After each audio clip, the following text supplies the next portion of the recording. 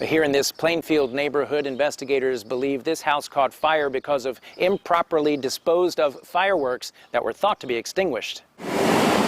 Around 10:30 last night, Aaron Andrews says the consistent sound of neighborhood fireworks was interrupted by another noise. I heard sirens. I started shaking my head.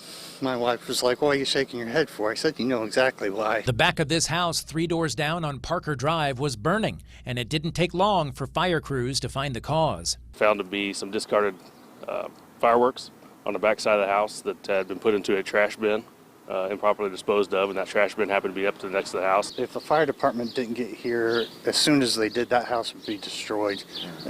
Probably the house right next to it as well. Chief Brent Anderson says the incident shows the importance of proper disposal of fireworks. Soak them in some water, put them in a bucket and a tub, let them sit for a day or two before trying to dispose them in the trash. 2 adults and 6 children got out safely, but this wasn't the only fire of the night.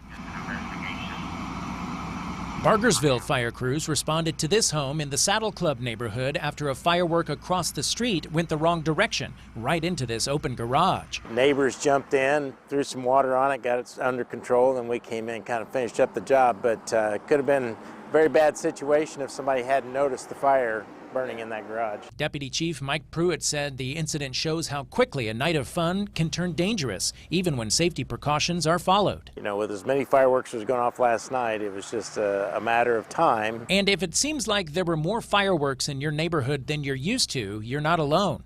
Even as firefighters were putting this fire out, Chief Anderson says neighbors down the street continued lighting off their fireworks. The pandemic and everything, people are confined to home and enjoying that more, or don't want to get out and see the crowds. I mean, even in my neighborhood, some of the mortars that were going off felt like they were like right on top of my house. Even with the holiday behind us, officials hope folks will keep these incidents in mind because they do expect to keep hearing neighborhood fireworks in the days and weeks to come. Reporting in Plainfield, Zach Myers, CBS 4 News.